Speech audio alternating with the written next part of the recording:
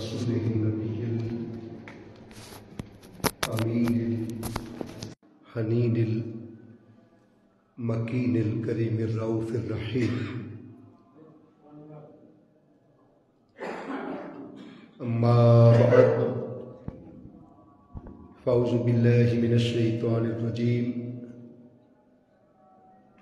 بسم الله الرحمن الرحيم يا أيها الذين آمنوا كتب عليكم الصيام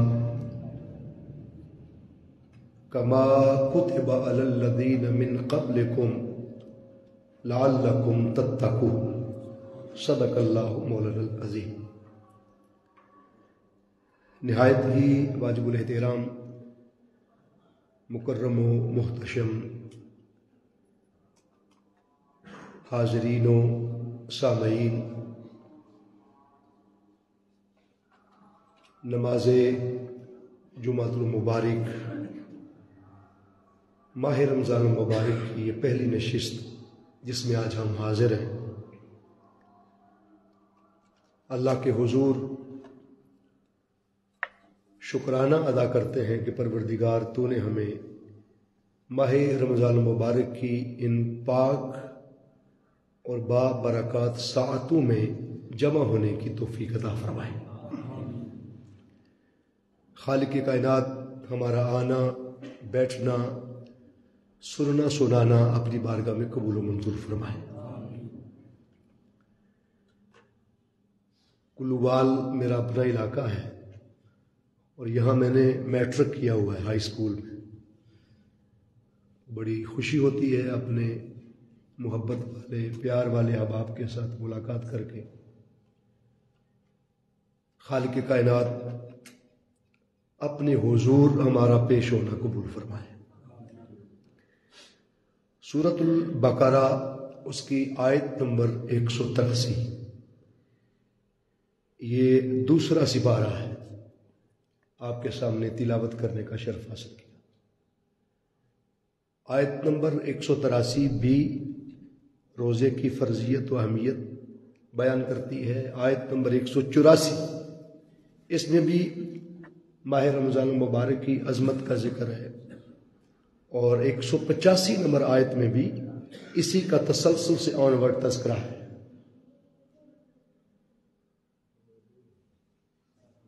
رب ذوالجلال نے کوئی امت ایسی نہیں بھیجی جس کے لیے روزے فرض نہ کیے گئے۔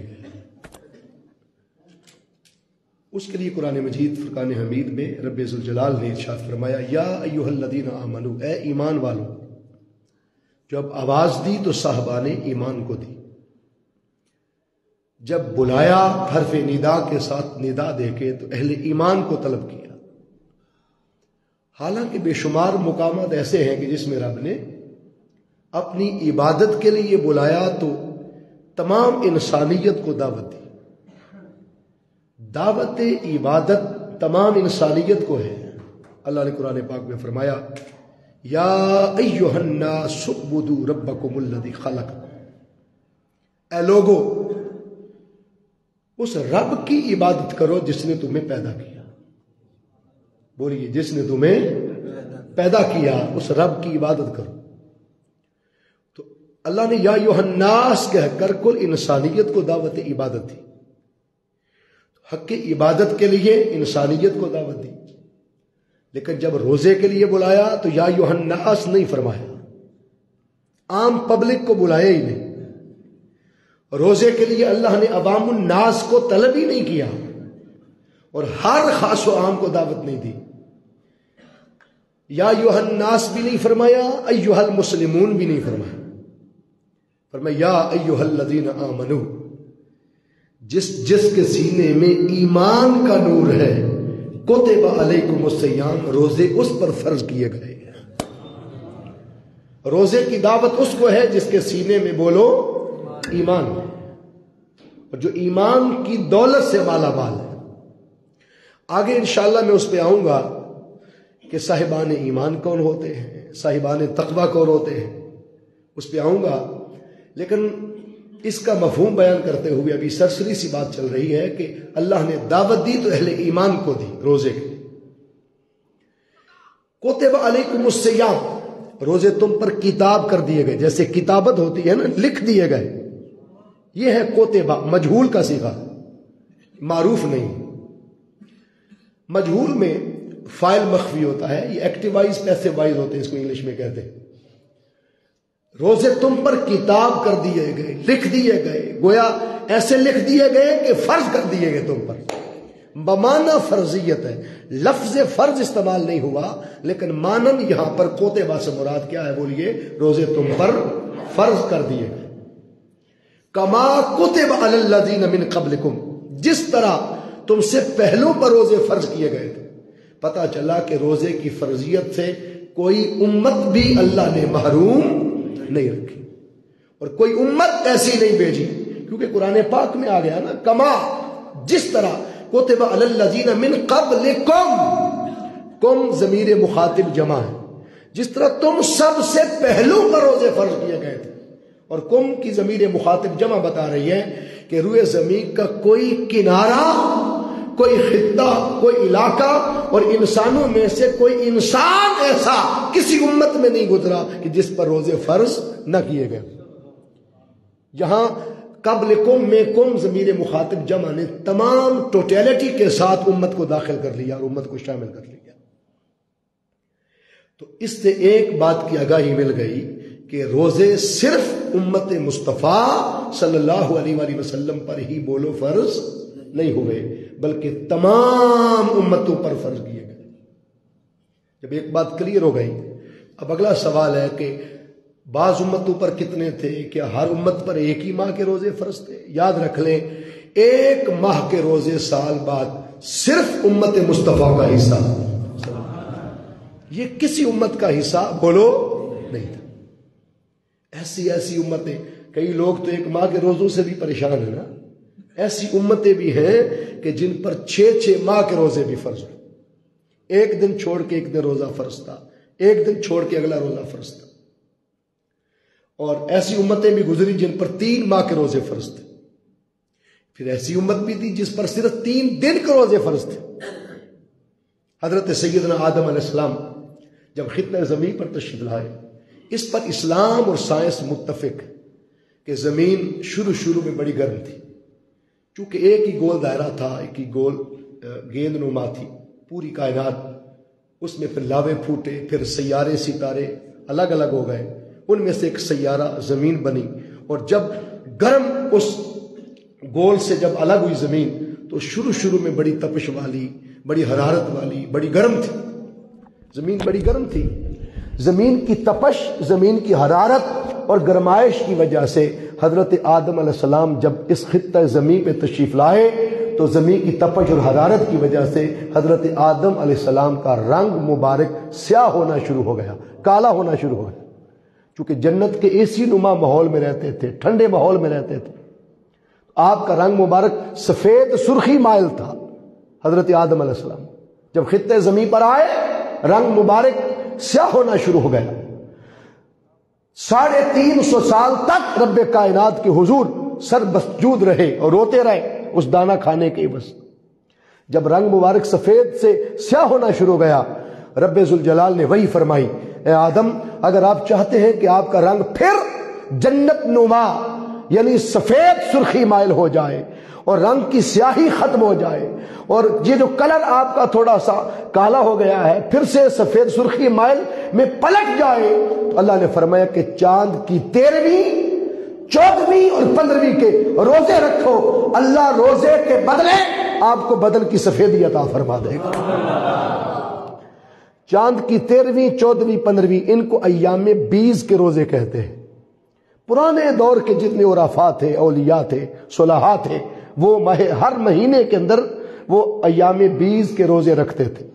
چاند کی 13ویں 14ویں اور 15ویں، چونکہ 14ویں رات کا چاند اپنی چاندنی کے جوبن پر ہوتا ہے، اپنے عروج پر ہوتا ہے، اور 13ویں کا چاند بھی 14ویں کے مثل ہوتا ہے، اور 15ویں کا چاند بھی 14ویں کے مثل ہوتا ہے. اس لیے اس مماثلت کی وجہ سے جو 14ویں سے پہلا اور بعد کا جڑا ہوا ان ریلیونٹ ڈے تھا، اس کو منسوب کر کے 13ویں 14ویں 15ویں کی چاند کی چاندنی کی وجہ سے ان روزوں کا نام ایام 20 ابیض سے نکلا ہے۔ ابیض سفید شے کو کہتے ہیں، جیسے کہتے ہیں حجر اسود، اسود کہتے ہیں کالے کو اور ابیض کہتے ہیں بولیے سفید کو۔ حجر اسود بھی شروع میں اسود نہیں تھا۔ حدیث پاک میں حضور صلی اللہ علیہ وسلم نے فرمایا کہ یہ جو آج حجر اسود ہے، آج حجر اسود یعنی کالے رنگ کا پتھر ہے، جب یہ اللہ کی بارگاہ سے خطہ زمین پر حضرت آدم علیہ السلام کے لیے پہلے قبلہ کی صورت میں آیا تھا، باقی پتھر اٹھا لیے گئے تھے اور حجر اسود رہ گیا تھا، تب یہ حجر اسود نہیں تھا، اس کا نام حجر ابیض ہوتا تھا۔ یہ سفید چمکدار موتی کی طرح سفید چمکتا ہوا موتی تھا اور پتھر تھا، سفیدی کی وجہ سے اسے حجر ابیض کہتے تھے۔ بس جو گناہگار اسے چومتے گئے یہ ہونٹوں کے راستے انسانوں کے گناہ چوستا چلا گیا۔ حضور نے فرمایا امت کے گناہگاروں کے گناہ چوس کے خود کالا ہو گیا ہے، اور جو اس کو چوم کے جاتا ہے رب اس کا من سفید کر دیتا ہے۔ تو اب یہ حجر ابیض آج حجر اسود ہو گیا۔ اس نے ہمارے اندر کی سیاہیاں، کالا پن، گناہوں کی سیاہیاں، دبے اس نے اپنے اندر ریسیو کر لیے اور ہمیں سفید کر دیا، خود کالا ہو گیا۔ تو پہلے شروع میں ابیض تھا، ابیض کہتے ہیں سفید شے کو۔ تو ان کا نام ایام 20 اس لیے تھا کہ ایسے روزے جن کو رکھنے کے بعد اللہ نے آدم علیہ السلام کے جسم کو سفیدی عطا فرما دی، چانن عطا کر دیا، روشنی عطا کر دی۔ تاجدار کائنات صلی اللہ علیہ وسلم نے فرمایا حضرت آدم علیہ السلام کو اللہ نے ایام 20 کے 3 روزوں کے صدقے، یعنی 13ویں 14ویں چاند کی اور 15ویں اس کے صدقے جسم کی سفیدی عطا کی تھی۔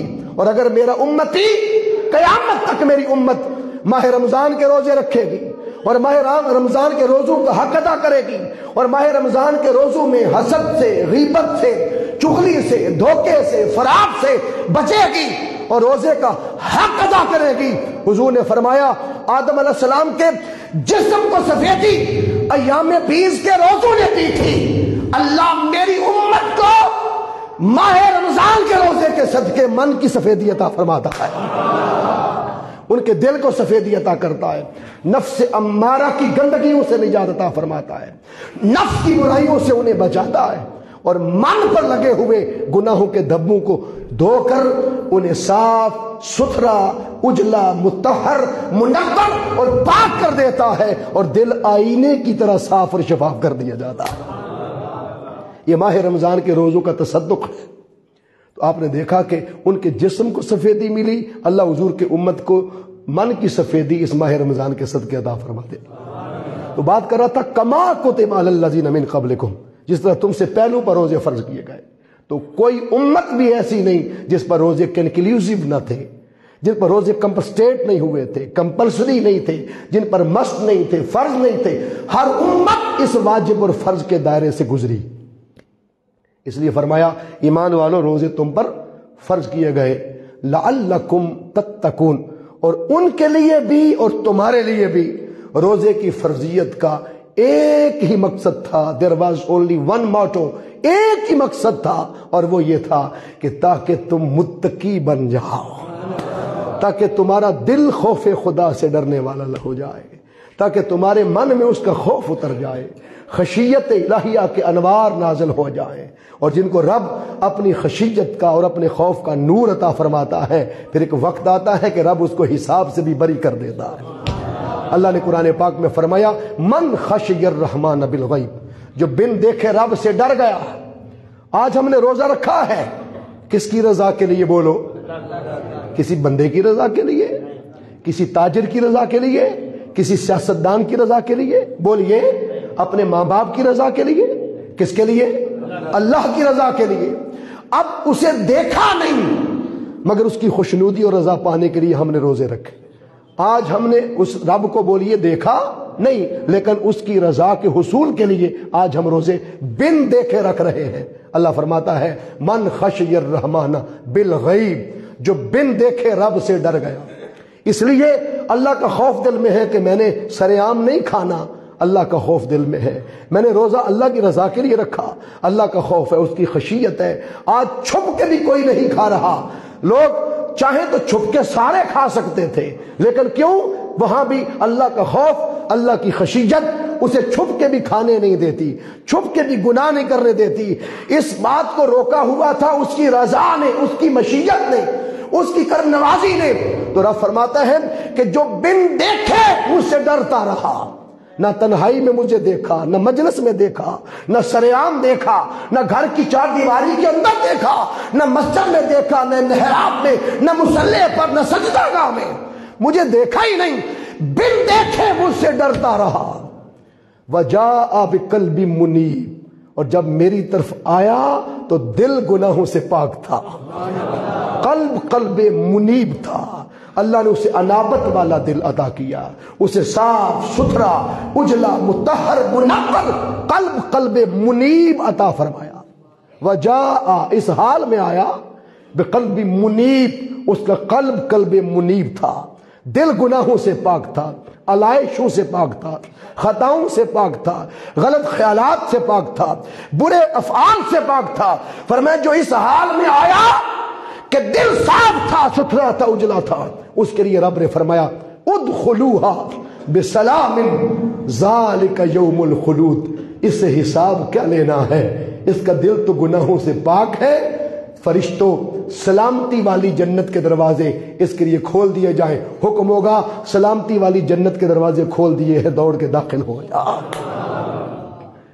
جس کے دل کو تقوی کی دولت مل جاتی ہے، رب کائنات اسے حساب سے بری کر دیتا ہے۔ حکم ہوتا ہے ادخلوہا بسلام ذالک یوم الخلود، سلامتی والی جنت میں بغیر حساب کے داخل ہو جا۔ امر کے سیکھے کے ساتھ آتا ہے داخل ہو جا سلامتی والی جنت۔ دوستان عزیز احتشام، ایک سادہ سا مفہوم تھا اس آیت کریمہ کا، آیت نمبر 183، یہ سورۃ البقرہ کی آیت ہے، دوسرا سپارہ ہے، میں نے آپ کے سامنے عرض کیا۔ اب روزہ اور ماہ رمضان، چونکہ یہ ماہ رمضان سال بعد آتا ہے، 12 مہینوں میں ایک مرتبہ آتا ہے، اور ایک ماہ ہے جس کے روزے فرض کیے گئے، اور پورے ماہ کے روزے کی فرضیت کا حکم کہاں آیا؟ اسی سے آگے بڑھے، اللہ قرآن میں فرماتا ہے فمن شاہدہ منکم الشہر فلیصم۔ شہر کہتے ہیں ایک مہینے کو، شہور نہیں آیا، شہر واحد ہے۔ فمن شاہدہ، پس جو پالے، شاہدہ کہتے ہیں کسی چیز کو اچیو کر لینا، پا لینا، حاصل کر لینا۔ جو ماہ رمضان کو اپنی زندگی میں پالے، فمن شاہدہ منکم الشہر، تم میں سے جو اس ماہ کو زندگی میں پالے، فلیصم، پس اسے چاہیے کہ ماہ رمضان کے روزے رکھا کرے۔ ایک ماہ کے روزے کی فرضیت کا حکم بھی قرآن آیت میں آ گیا، روزے فرض ہوئے، کتب علیکم الصیام، اس کا حکم بھی آ گیا۔ پھر آگے قرآن پاک میں تھوڑا سا آگے جائے، پھر فرماتا ہے شہر رمضان الذی انزل فیہ القرآن، پھر مہینہ آ گیا شہر رمضان۔ رمضان وہ مہینہ ہے، رمضان بولیے وہ مہینہ ہے۔ بڑی توجہ یہاں پر، عام طور پر آپ ٹیلی ویژن پر کئی لوگ ماہ رمضان کے بارے کلام پڑھتے ہوئے آپ کو سنائی دیں گے، تو کئی اکثر یہاں سے شروع کرتے ہیں رمضان آ گیا، رمضان آ گیا، سنتے ہیں آپ کے نہیں؟ بولیے، یہ جملہ ماہ رمضان کے ادب کے خلاف ہے۔ آداب رمضان میں سے یہ ہے، یہ بہت کم لوگ آپ کو بتائیں گے کہ رمضان کے آداب، ماہ رمضان کے آداب میں اکثر آپ کو یہ بتایا جاتا ہے نا، کھل کے روٹی نہ کھاؤ، گلی میں سگریٹ نہ پیو، آپ کو یہ آداب سکھائے جاتے ہیں نا، یہ تو روزے کے آداب۔ ماہ رمضان کا ادب یہ ہے، ماہ رمضان کا پہلا ادب یہ ہے کہ اس کو خالی لفظ رمضان سے نہ بلایا جائے۔ میں آپ کو اس پر حدیث پاک دیتا ہوں، نبی کریم صلی اللہ علیہ وسلم نے فرمایا رمضان اللہ کے صفاتی ناموں میں سے ایک نام ہے۔ اللہ کے ناموں میں سے بولو حضرت عبداللہ ابن عباس رضی اللہ تعالیٰ عنہما فرماتے ہیں رمضان اللہ کے صفاتی ناموں میں سے ایک نام۔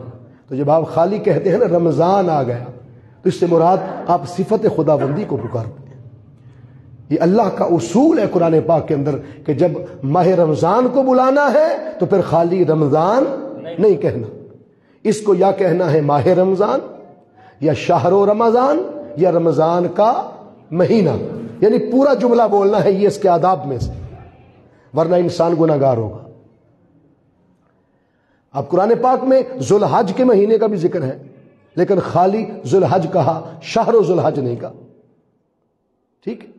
لیکن جب ماہ رمضان کی باری آئی تو خالی رمضان نہیں، فرمایا شہر رمضان الذی انزل فیہ القرآن، رمضان وہ مہینہ ہے کہ جس کے دامن میں ہم نے قرآن نازل فرما دیا، جس کے دامن میں بولو ہم نے قرآن نازل فرما دیا، رمضان وہ مہینہ ہے۔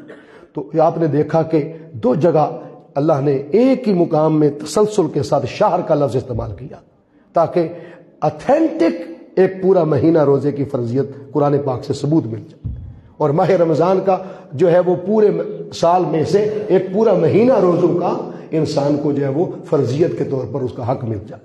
جب یہاں آپ پہنچ گئے تو جو لفظ رمضان ہے، لفظ رمضان یہ دو مصادر سے بنا ہے، اس کے دو مصدر ہیں۔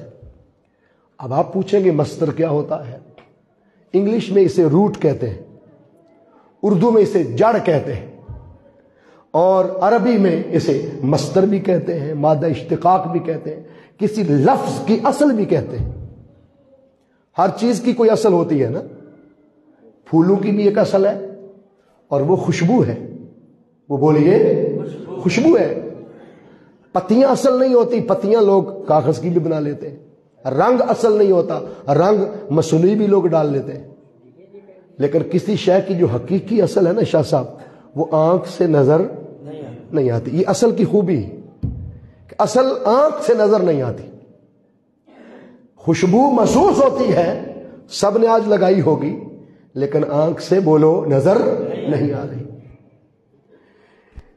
درخت کی اصل ٹہنیاں نہیں، ٹہنیاں ہر سال چھانگتے ہو، درخت پھر نہ شور ہوا پاتا۔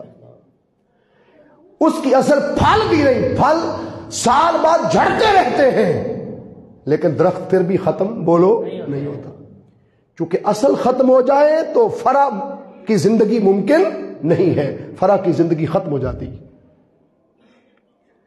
اس کی ٹہنیاں بھی اصل نہیں، تنا بھی اصل نہیں، کبھی کبھی پورا تنا ہی کاٹ دیتے ہو، درخت گرا دیتے ہو، پھر جڑوں سے اگ جاتا ہے۔ تو اصل جڑ ہے، بولیے اصل کیا ہے؟ جڑ ہے۔ تو کبھی آنکھ سے جڑ نظر آئی اس کی تہ ہے؟ اس لیے اصل کی خوبی ہے کہ وہ آنکھ سے نظر نہیں آتی، وہ تہ میں ہوتی ہے۔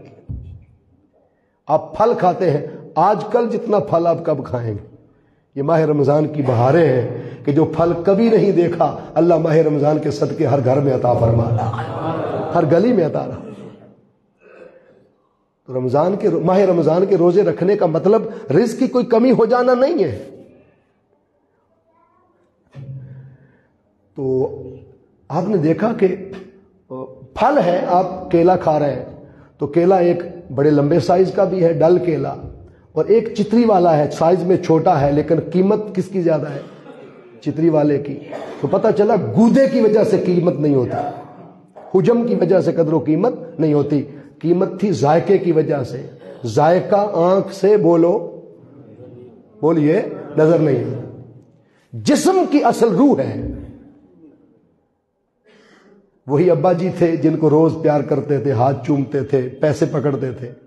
آج ابا جی کی ڈیتھ ہو گئی، کوئی 10 دن اپنے گھر کو، اپنے باپ کو جب ڈیتھ ہو جائے اس کے بعد رکھنے کو تیار ہے؟ کیونکہ اصل نکل گئی، روح نکل گئی، جو آنکھ سے بولو نظر۔ ہر جسم میں روح ہے کہ نہیں؟ جی ہے نا؟ اگر ہر جسم میں روح ہے تو کبھی کسی نے اپنی روح بھی دیکھی ہو؟ نہیں دیکھی۔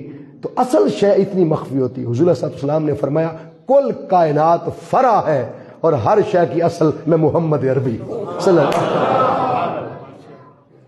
حضور نے فرمایا لم یعرفنی حقیقتا سوا ربی یا ابو بکر، ابو بکر میری حقیقت اور میری اصل کو سوائے خدا کے اور مصطفیٰ کے کوئی اور نہیں جانتا۔ کسی کو تو پھول کی اصل دکھائی نہیں دے رہی، ذائقے کی اصل دکھائی نہیں دے رہی، اور تم کل کائنات کی اصل ذات مصطفیٰ کو دیکھنا چاہتے ہیں۔ اس محبوب کی حقیقت تو حضور صدیق اکبر کو مخاطب کر کے کہہ رہے ہیں تنہائی میں، خلوت میں، جلوت میں، مجلس میں، سفر میں، حضر میں، روزے میں، قیامت تک میرے ساتھ رہنے والا ابو بکر بھی میری حقیقت کو نہیں جانتا، تم حقیقت مصطفیٰ کو کہاں جانو گے صلی اللہ علیہ وآلہ وسلم۔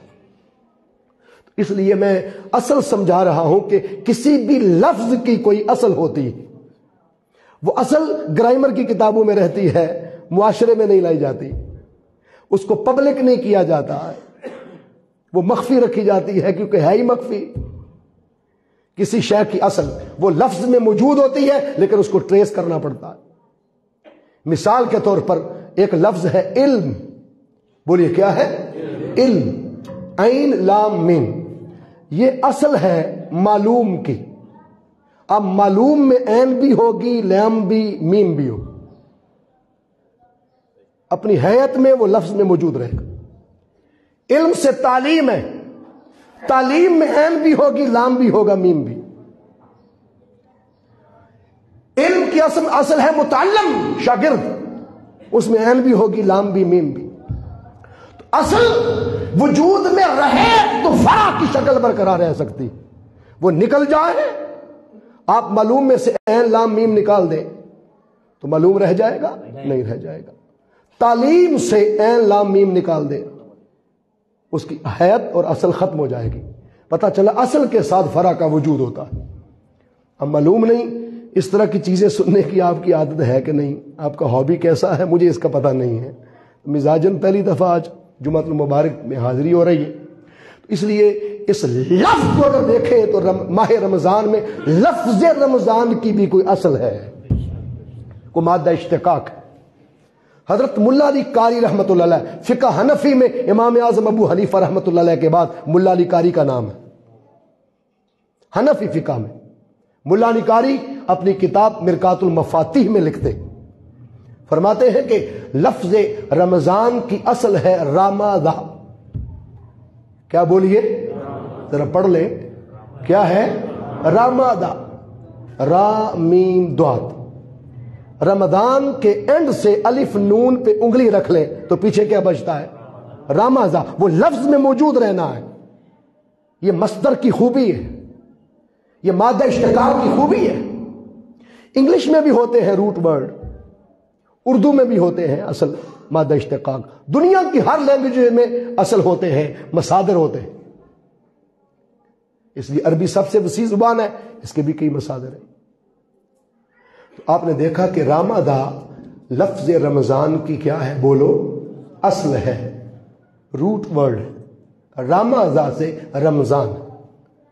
جب مادہ اشتقاق اور مصدری معنی کے ساتھ ملا کر لفظ رمضان کا معنی لیں گے تو ایک عجیب سا لطف اور سرور نصیب ہوگا کہ اس کو ماہ رمضان ہی کیوں نام دیا گیا، اس کو محرم کا نام نہیں دیا گیا، اس مہینے کو ذو الحج کا نام نہیں دیا گیا، اس کو رمضان کا مہینہ ہی کیوں کہتے ہیں؟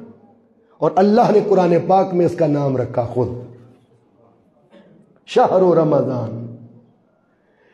اس کی اصل کیا ہے؟ ذرا ایک بار دہرا دیں، ذرا اونچا، نہیں اس طرح نہیں، میں نے آپ سے سبحان اللہ اونچی نہیں لینی، وہ اوروں کی ضرورت ہے، میری نہیں ہے۔ جس کا دل کرے سبحان اللہ اونچی کہے، جس کا دل کرے نہ کہے، ٹھیک ہے؟ پاکی اس کی بیان کرنی ہے، زبردستی نہیں ہے۔ دل سے آواز نکلے تو سبحان اللہ کہہ دینا، نہ نکلے تو نہ کہنا۔ لیکن جب لفظ پوچھوں تو وہ ضرور بتانا ہے، مجھے آگے چلنے میں تھوڑی آسانی ہوگی کہ آپ کو لفظ کی سمجھ آ گئی۔ رامادہ، بولیے کیا ہے؟ شاباش، تھوڑا سا کلاؤڈلی۔ رامادہ، اس سے کیا ہے؟ لفظ رمضان۔ رامادہ عربی لغت میں گرم زمین کو کہتے ہیں۔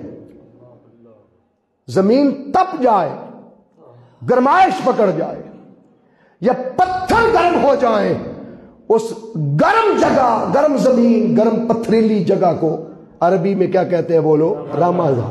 شاباش۔ اب ایمانداری سے بتائیے، اتنی زندگی گزر گئی آپ کی، اکثر نے یہ معنی رامادہ کا پڑھا تھا؟ بولیں تو صحیح۔ تو یہ چیزیں ضروری ہیں، ہمیں کنسلٹیشن میں اترنا ہے، تحقیق میں اترنا ہے، دین تحقیق کا۔ اللہ قرآن پاک میں فرماتے افلا یتفکرون افلا یتدبرون، سیدھا سادہ ہی قرآن پڑھتے رہتے ہو تلاوت برکت کے لیے، یا کبھی اس میں غور و فکر بھی کرتے ہو، کبھی اس میں ڈوبتے بھی ہو کہ قرآن تمہیں کہنا کیا چاہتا ہے، اس کے لفظوں میں کبھی کھوئے ہو، اس کے حروف کے پیچ و خم میں کبھی غوطہ زن ہوئے ہو؟ قرآن کی ہر آیت سمندر ہے، اس سمندر میں کبھی غوطہ لگایا کرو، ہیرے جواہرات نصیب ہوں گے۔ اس لیے رامازہ سے رمضان ہے۔ رامازہ کس کو کہتے ہیں بولیے؟ گرم جگہ کو، ذرا بول دے کیا؟ بے شک ایک دو معنی سیکھ لیں لیکن یاد رہے، گرم زمین کو، تپش والی زمین کو رامازہ عربی میں کہتے ہیں۔ مولا علی قاری رحمت اللہ علیہ فرماتے ہیں کہ جس سال روزے فرض ہوئے تھے، جس سال روزے بولو فرض ہوئے تھے امت مصطفیٰ صلی اللہ علیہ وسلم پر، اور روزے کب فرض ہوئے تھے یہ سن لیں، 2 سنہ ہجری میں۔ کب؟ یعنی آقا صلی اللہ علیہ وسلم کی مکہ سے مدینہ پاک ہجرت کیے ہوئے کتنے سال ہو گئے تھے؟ 2 سال۔ اور پہلا مارکہ حق و باطل غزوہ بدر، اس میں پہلا رمضان تھا عالم انسانیت، عالم اسلام میں اور مصطفیٰ کی امت میں پہلا رمضان تھا ماہ رمضان۔ کب بولیے؟ جب غزوہ بدر ہوا، یہ وہی مہینہ تھا کہ جس میں شدت کی گرمی تھی، اتنی سخت گرمی تھی کہ تپش اور حرارت کی وجہ سے بھوک اور پیاس نے صحابہ اکرام کو نڈال کر رکھا تھا رضوان اللہ علیہ۔ اس وقت صحابہ اکرام رضوان اللہ علیہ مجمعین نے جو ہے وہ غزوہ خندق میں بھی پھر آتا ہے، پھر بدر میں بھی آتا ہے، اور کئی جگہوں پر صحابہ نے اس روزے کی حالت میں چونکہ جنگیں لڑی تھی کئی جگہوں پر، اس لیے پھر وہ اپنے پیٹ پر پتھر باندھ لیتے تھے تاکہ بھوک ہی نہ لگے۔ پیٹ پر کیا باندھ لیتے تھے بولو؟ پتھر باندھ لیتے تھے، یعنی پیٹ کے اندر غذا نہیں مل رہی تو باہر پتھر کا دباؤ ہوتا تھا۔ صحابہ کرام نے حضور کی بارگاہ میں عرض کیا، آقا جنگ لڑی ہے پتھر باندھ کے پیٹ پہ۔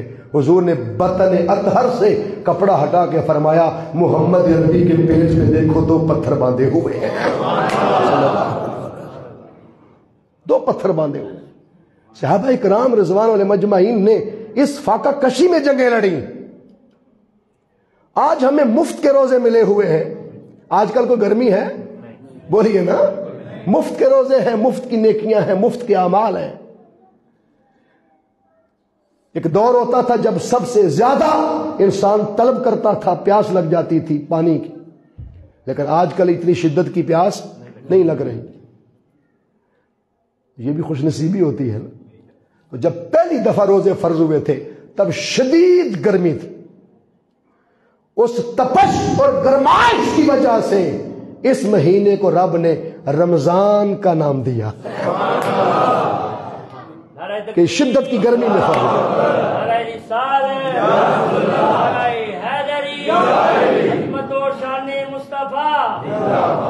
رامازہ کسے کہتے ہیں بولیے؟ گرم شے کو، گرم چیز کو، گرم جگہ کو، گرم پتھر کو، گرم زمین کو۔ تو جب شدت کی گرمی تھی اس وقت جب روزے فرض ہوئے، رب نے اس مہینے کو بھی رمضان یعنی گرمی کے روزے قرار دیتی۔ تو روزے کا لطف ہی گرمی دیتی ہے، روزے کا مزہ ہی گرمائش دیتی ہے، تپش اور حرارت دیتی ہے۔ وہ آگے عرض کرتا ہوں کیسے۔ اور پھر اسی کو لسان العرب، ایک اور کتاب ہے گرامر کی، لسان العرب، ٹھیک ہے، جیسے ڈکشنری ہوتی، اس کے اندر بھی ذکر کیا گیا، لسان العرب کے اندر بھی، کہ اللہ رب العزت نے ماہ رمضان کے روزے اس لیے فرض کیے کہ لسان العرب میں لکھا ہے کہ چونکہ گرم شے کو، گرم زمین کو کہتے ہیں، گرم جگہ کو کہتے ہیں رامازہ۔ عرب کے اندر ایک جملہ بولا جاتا ہے روزہ دار کے لیے، جس نے کثرت سے روزے رکھے ہونا، روزے رکھ رکھ کے کئی مرتبہ بندے کے پیٹ میں اور معدے میں گرمی ہو جاتی ہے۔ آپ کو پتہ ہے ڈاکٹر سجیسٹ کرتے ہیں کہ اس کے معدے میں کیا ہو گئی ہے؟ گرمی، بولے نا۔ کسی کے مثانے میں گرمی ہو جاتی ہے تو پیشاب جل کے آتا ہے، کسی کے معدے میں گرمی ہو جاتی ہے تو پھر خوراک کے ہاضمے میں پرابلم ہوتا ہے، نظام انہضام ڈسٹرب ہو جاتا ہے۔ تو اس کے اندر آیا ہے کہ جب آپ شدید گرم دنوں کے اندر روزے رکھتے ہیں تو پیٹ میں گرمی ہو جاتی ہے، تو اس عرب میں ایک جملہ بولا جاتا ہے رمض الصائم، رمض کا لفظ استعمال کے رمض الصائم، لسان العرب میں لکھا ہے روزہ دار کے پیٹ میں گرمی ہو گئی، روزہ دار کے پیٹ میں گرمی ہو گئی۔ اور یہ گرمی کیوں ہوتی ہے؟ معدے میں، پیٹ میں گرمائش کیوں ہوتی ہے؟ اب دیکھیں نا، شدید تپش کا مہینہ ہو اور روزے اگر گرمی کی شدت میں آ جائیں تو ٹیبل پر جتنی نعمتیں بھی رکھی ہیں افطاری کے وقت، سب سے زیادہ آپ کا رجوع کس طرف ہوگا؟ تھوڑا سا پانی کی طرف۔ کیوں؟ وہ کس کی طلب تھی؟ وہ جو پیٹ میں گرمی ہو گئی تھی نا، اندر تپش، گرمائش اور حرارت کی طلب تھی کہ پہلے کیا پیا جائے؟ پانی، پہلے شربت، برف والا ٹھنڈا پانی پیا جائے تاکہ اندر کی گرمی بوجھے۔ اس لیے لفظی اعتبار سے رمضان گرم شے کو کہتے ہیں، گرم جگہ کو۔ من روزے رکھ رکھ کے جب گرمائش لے لے، اندر تپش ہو جائے، حرارت ہو جائے، تو ماہ رمضان کے روزے انسان کے من میں، طبیعت میں، اعضاء میں، بدن میں، وجود میں اتنی گرمی چھوڑتے ہیں، اتنی گرمائش چھوڑتے ہیں کہ اس کے معدے میں پھر گرمی ہو جاتی ہے اور اس کو ٹھنڈا کرنا چاہتا ہے انسان افطاری کے وقت۔ آپ عرب میں جائیں، میں بھی کچھ عرصہ پہلے، 1.5-2 ماہ پہلے مدینہ پاک میں تھا، تو مدینہ پاک سے مکہ شریف کا یا مکہ سے مدینہ پاک کا سفر کریں تو رستے میں جلے ہوئے پہاڑ آتے ہیں سارے، ان پر جڑی بوٹیاں بولے نہیں، جڑی بوٹی اس پہاڑ پر یا اس زمین پر نہیں اگتی جہاں تپش، گرمائش سورج کی زیادہ پڑے۔ جب پتھر ہوں اور پتھروں کی گرمائش اور تپش کی وجہ سے وہاں جڑی بوٹی بولو نہیں ہوگی۔ یہ دھان کی فصل ہے، چاول کی، اس کو زیادہ پانی کیوں دیا جاتا ہے؟ ٹھیک ہے، اس لیے کہ اس کو طلب ہوتی ہے، زیادہ پیاس لگتی ہے۔ آپ جب فصل اگاتے ہیں تو بار بار پانی دیتے ہیں، آپ جانوروں کا چارہ بنانے کے لیے اسٹالا اس کو کرتے ہیں تو اس کو بھی کیا دیتے ہیں؟ بولیے، ہر دفعہ پانی دیتے ہیں۔ کیوں؟ اس لیے گرم زمین پر فصلیں نہیں اگتی، پانی کی بہار نہ ہو تو فصل بولو اچھی نہیں اگتی۔ یاد رکھ لیں، جس جگہ پر زیادہ شدت کی گرمی پڑے، شدید تپش اور حرارت کی وجہ سے، وہاں جڑی بوٹیوں کا فقدان ہو جاتا ہے، اس لیے پہاڑ مکہ مدینہ کے راستے میں خشک ہے، وہاں جڑی بوٹیاں نہیں اگتی۔ رمضان وہ مہینہ ہے کہ جس میں اللہ اتنی گرمائش معدے کو اور بدن کو عطا فرما دیتا ہے کہ اندر گناہوں کی جڑی بوٹیاں جنم نہیں لیتی ہیں، خطاؤں کی جڑی بوٹیاں نہیں اگ سکتی، گناہوں کا سبزہ نہیں اگ سکتا، گناہ کی جڑی بوٹیاں پنپتی نہیں ہیں، من صاف ستھرا اجلا رہتا ہے۔ اس پر نبی کریم صلی اللہ علیہ وآلہ وسلم نے ارشاد فرمایا، حدیث پاک سنیے، حضور علیہ الصلوۃ والسلام نے فرمایا، ان ابی ہریرہ رضی اللہ تعالیٰ عنہ قال قال رسول اللہ صلی اللہ علیہ وسلم من صام رمضان ایمانا واحتسابا غفر له ما تقدم من ذنبه، جس نے حالت ایمان کے ساتھ خود احتسابی کرتے ہوئے اپنے احتساب کیا شام کو، آج سارا دن میں نے روزے کی حالت میں کیا کھویا کیا پایا۔ جو قومیں احتساب نہیں کرتی وہ قومیں برباد ہو جاتی، وہ قومیں لٹ جاتی ہیں۔ معیشت کا بھی احتساب ہوتا ہے اور اپنے بدن کا بھی بولو احتساب ہوتا ہے، نیک عمل اور گناہوں کا بھی بولو احتساب ہوتا ہے۔ حضور نے فرمایا من صام رمضان ایمانا، ایمان کی حالت میں، وہ احتسابا، اپنا احتساب کرے۔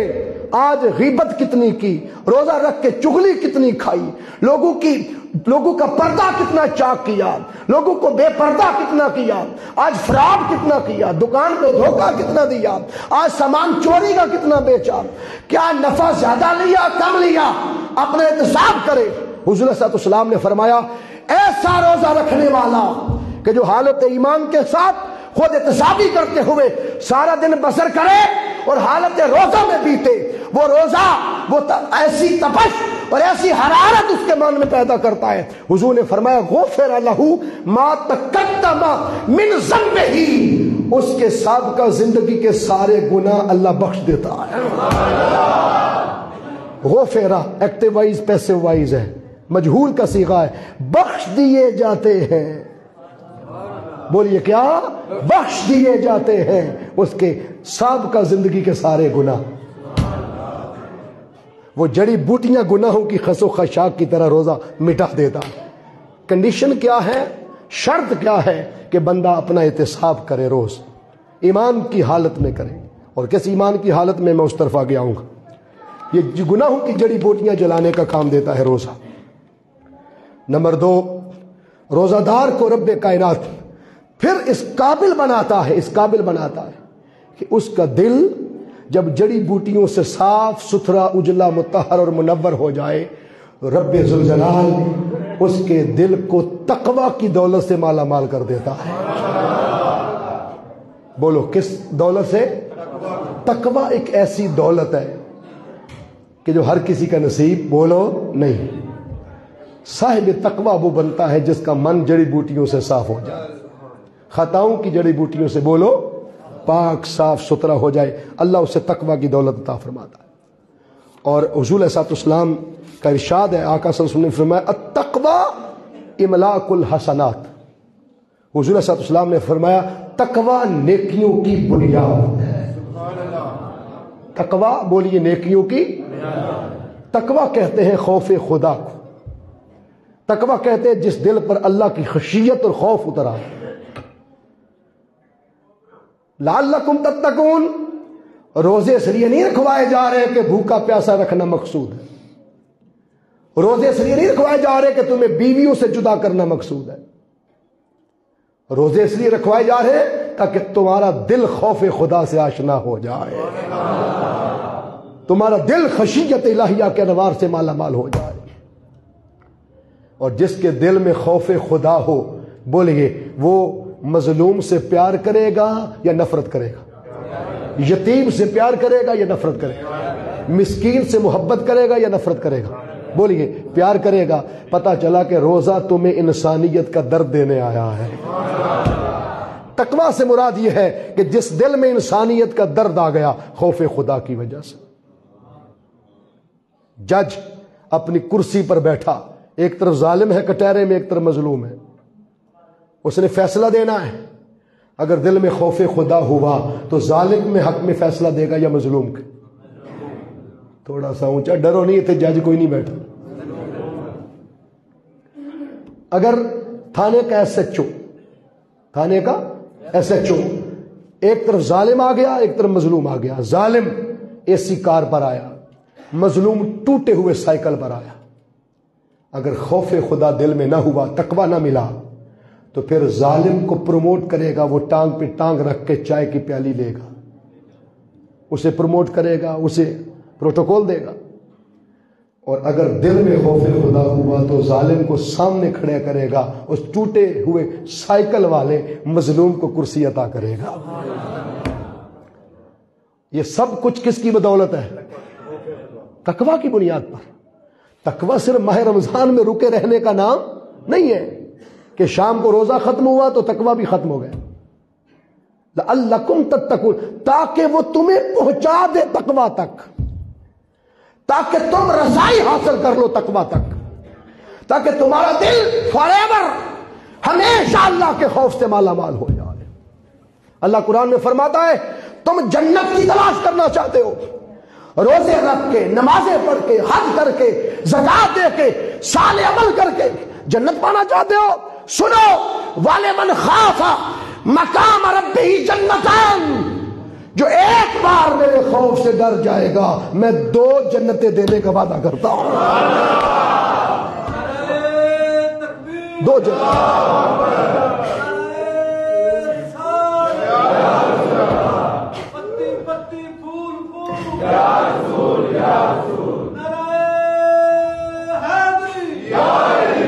تقویٰ اس خوف خدا کا نام ہے، اس خشیت الہیہ کا نام ہے، اس اللہ کے خوف اور ڈر کا نام ہے جس سے تیرے دل کے اندر مظلوم کا ڈر ہو، مظلوم کا پیار ہو، مظلوم کا پیار ہو، غریب کا پیار ہو، دکھی کا پیار ہو، اس کا ہو جو پسے ہوئے طبقے سے تعلق رکھتا ہے. عید کا دن ہے، تاجدار کائنات صلی اللہ علیہ وسلم گھر سے نکلے عید کی نماز پڑھانے کے لیے. ہزاروں صحابہ کی صفیں بنی ہوئی ہیں، حضور وہاں نہیں پہنچے. آفٹر پاسنگ سم ٹائم تھوڑا وقت گزرنے کے بعد صحابہ کرام رضوان علیہ مجمعین نے اگلی صف توڑی، حضور کو تلاش کرتے ہوئے آئے، خیریت ہو؟ سرکار مدینہ صلی اللہ علیہ وسلم ابھی تک تشریف نہیں لائے، لوگ عیدگاہ میں جلدی نماز پڑھنے کے لیے اکٹھے ہوئے تھے، سرکار نہیں پہنچے۔ جب صحابہ آئے تو دیکھا مدینے کی پہلی گلی میں ایک یتیم بچہ اپنے دروازے کی مہاج پہ بیٹھ کے رو رہا تھا، مصطفیٰ اس کے سر پہ ہاتھ رکھ کے رو رہے تھے۔ صحابہ کی آنکھیں برسات کی طرح برسنے لگ پڑی۔ حضور نے پوچھا تمہیں کس نے رلایا؟ آج عید کا دن ہے اور پھٹے ہوئے پیوند لگے کپڑے پہن کے بیٹھے ہو، خیریت ہے؟ اس نے کہا حضور آج عید ہے، آج میری ماں زندہ ہوتی تو مجھے نئے کپڑے پہنا دی، میرا باپ زندہ ہوتا تو مجھے نئے کپڑے لا کے دیتا، آج لا کے دینے والا بھی نہیں رہا۔ یاد کرو وہ بچپنا جب تم خود ابھی بازاروں میں جانے کے قابل نہیں تھے، تو تمہارے لیے سب کچھ جو اہتمام کرتے تھے ان کی بھی کبھی یاد آئی ہے کہ نہیں آئی ہے؟ یا انہیں قبروں میں چھوڑ کے بھول گئے ہو؟ لپاں بکی مٹی پاندے کر دے ٹیر اچیرا، پڑھ درود کرا مل جاندے، وط نہیں پاندے پھیرا۔ آج انہیں بھی اپنی مجلسوں میں دعاؤں میں یاد رکھا کرو۔ ماہ رمضان ہے، ماں باپ کو یاد کرو، انہیں تمہیں چلنا سکھایا، بولنا سکھایا، قوت گویائی سکھائی، تمہارے ساتھ ساتھ تمہیں نفع نقصان بتایا، تمہارے لیے دعائیں کی، رب ارحمہما کما ربیانی صغیرا۔ جیسے یہ بچے تھے انہوں نے رحم کیا تھا ماں باپ نے، آج مولا تو ان پہ رحم فرما۔ آج وہ مرحوم ہو گئے، آج انہیں طلب ہے بخشش کی، رحمت کی، کرم کی، فضل کی۔ دوستان عزیت شام، اس لیے میرے آقا صلی اللہ علیہ وسلم نے سر پہ ہاتھ رکھا، یتیم رو پڑے۔ اس یتیم بچے نے حضور سے عرض کیا آقا اگر ماں باپ زندہ ہوتے آج میں بھی عید مناتا، نہ جوتے نئے نہ کپڑے نئے، میری عید کیسی ہے؟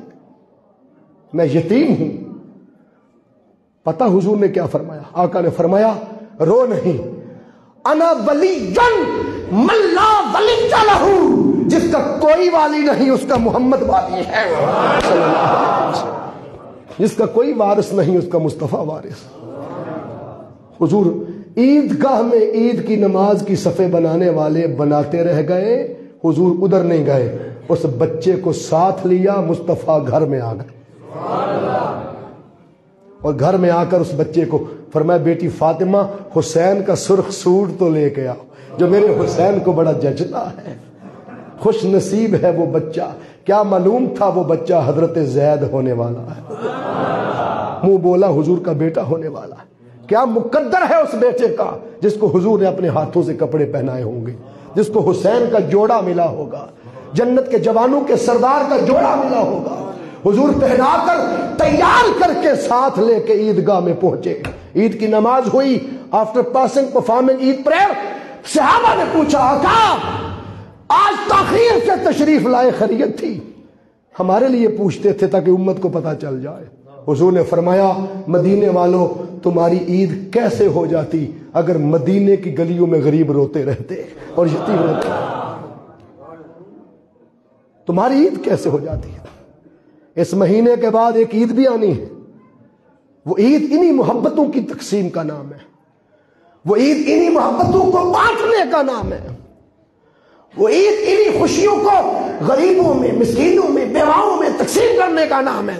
فطرانہ کیوں دیا جاتا ہے؟ تاکہ وہ تمہاری خوشی میں شریک ہو جائے۔ آقا صلی اللہ علیہ وسلم نے فرمایا تم تو افطاری کرو گے ہی، لیکن اگر روزہ دار کو ایک کھجور اٹھا کے بھی افطاری کروا دو، سارا دن روزہ رکھ کے جو اس کو اجر ملا خدا تمہیں بھی کھجور کے بدلے عطا فرما دے گا۔ سارا دن کی بھوک پیاس زیادہ تھی یا ایک کھجور زیادہ تھی؟ پتہ چلا وہاں کوانٹٹی کی قدر و قیمت نہیں، عمل کی کوالٹی کی قدر و قیمت ہے۔ اللہ کے حضور حجم میں عمل چھوٹا بھی ہو اگر دل کے ساتھ متعلق ہو، چونکہ تقویٰ کہاں ہوتا ہے بولو؟ دل میں۔ اعضاء کا نام تقویٰ نہیں۔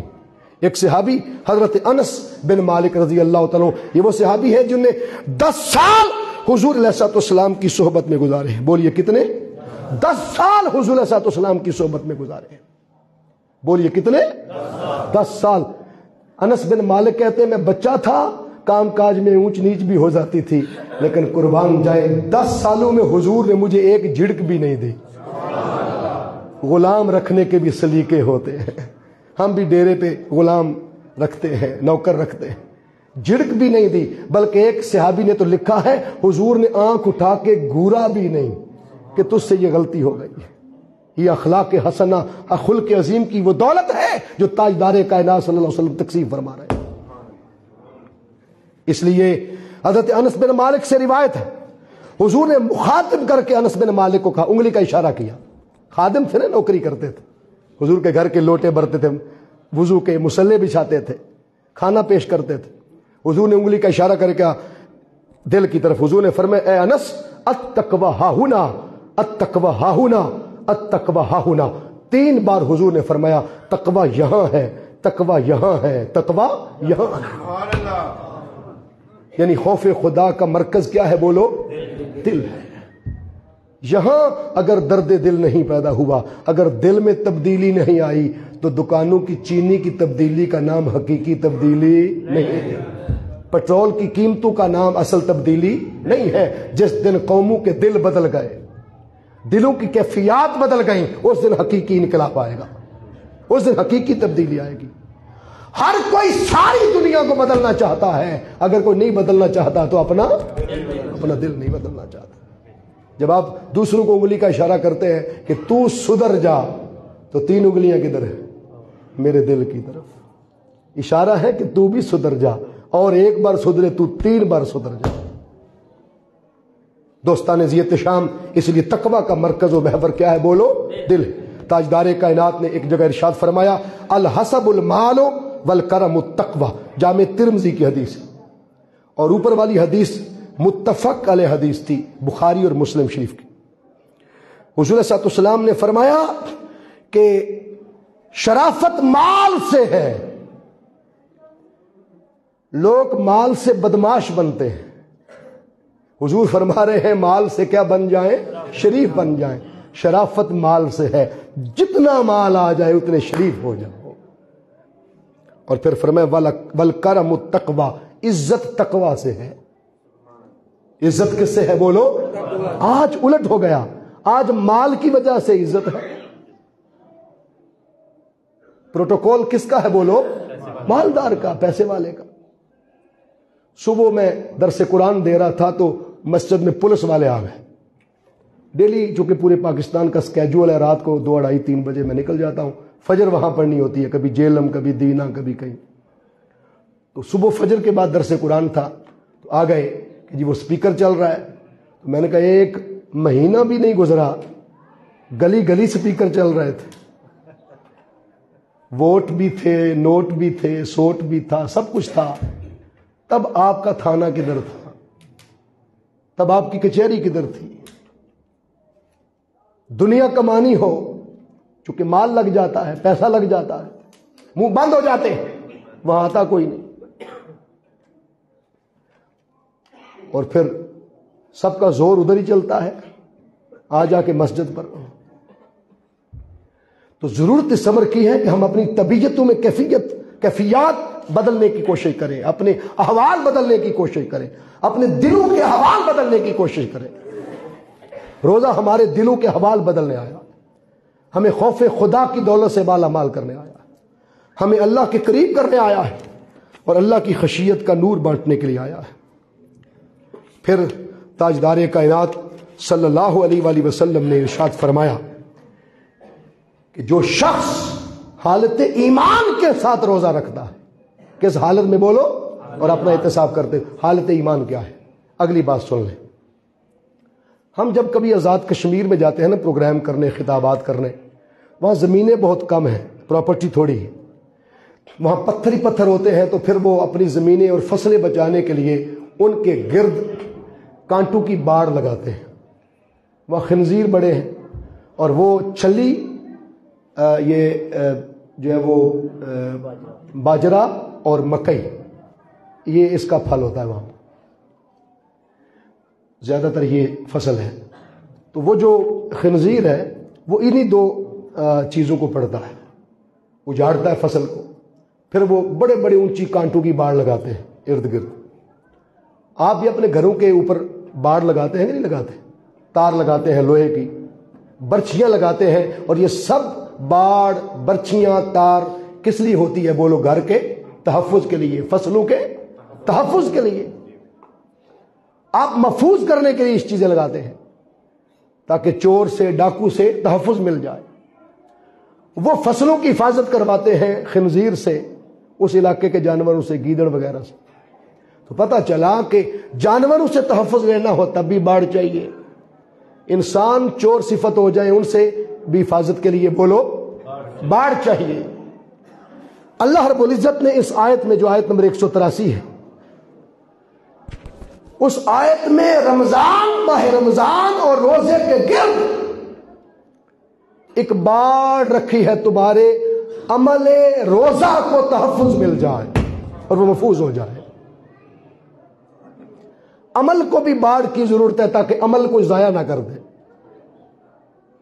اس کو بھی تحفظ کی ضرورت ہے. اب وہ باڑ کیا ہے؟ بڑی توجہ چاہیے. نقطہ عقیدے کا آ گیا ہے، اور یہ نقطہ شاید زندگی میں کبھی نصیب نہ ہوا ہو آپ کو. آج پہلی دفعہ آپ سنیں گے.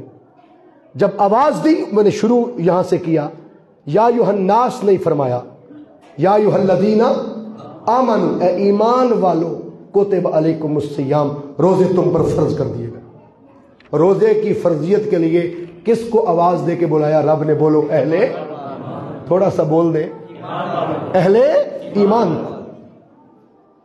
یا ایھا الناس نہیں کہا، حالانکہ عبادت کی فرمایا یا ایھا الناس اعبدوا ربکم الذی خلقکم. ایھا المسلمون بھی نہیں کہا، کیونکہ مسلمانوں میں منافق بھی ہو سکتا تھا، مومن بھی ہو سکتا تھا. عبداللہ بن ابی منافقوں کا سردار اپنے آپ کو مسلمان کہتا تھا کہ نہیں کہتا تھا؟ کلمہ پڑھتا تھا کہ نہیں بول پڑھتا تھا؟ اور ایسے اس کی نسل میں سے قیامت تک رہنے. ذوالخویصرہ التمیمی، بخاری شریف کی حدیث ہے، حضور صلی اللہ علیہ وسلم نے جب مال غنیمت تقسیم کیا تو کہنے لگا، اے دل یا محمد، اے مصطفیٰ عدل کیجئے صلی اللہ علیہ وسلم، عدل کیجئے. حضور نے فرمایا اگر اللہ کا نبی عدل نہیں کرے گا تو کائنات میں کون عدل کرے گا؟ عمر بن خطاب نے تلوار نکال لی، اگر آقا اجازت ہو تو میں گردن کاٹ دوں اس کی. حضور نے فرمایا نہیں، اس کو پہچان لو، اس کی نشانیاں پہچان لو، اس کی نسل میں سے میرے گستاخ قیامت تک پیدا ہوتے رہے. پتہ چلا قیامت تک گستاخ بھی رہنے ہیں، مومن بھی رہنے ہیں، منافق بھی رہنے ہیں، اور بولو مومن. اور یہاں اللہ نے روزے کے لیے بلایا تو کن کو بلایا؟ یا ایھا الذین آمنوا، اے ایمان والو. ایمان والا کون ہوتا ہے؟ بخاری شریف کی حدیث، حضور نے فرمایا لا یؤمن احدکم حتی اکون احب الیہ من والدہ وولدہ والناس اجمعین، وفی روایت البخاری لن یؤمن احدکم حتی اکون احب الیہ من نفسہ. تم میں سے کوئی شخص اس وقت تک مومن نہیں ہو سکتا جب تک ماں باپ سے محبت، اولاد سے کی گئی محبت، زمین انسانوں سے کی گئی محبت، حتیٰ کہ اپنی جان کی محبت بھی مصطفیٰ پہ قربان نہ کر دے. مومن وہ ہے جس کے سینے میں نبی کی محبت ہے، نبی کا پیار ہے، نبی کا عشق ہے. اللہ نے آواز دی یا ایھا الذین آمنوا کتب علیکم الصیام. روزہ اس کو فائدہ دیتا ہے جس کے سینے میں محمد کی محبت ہے.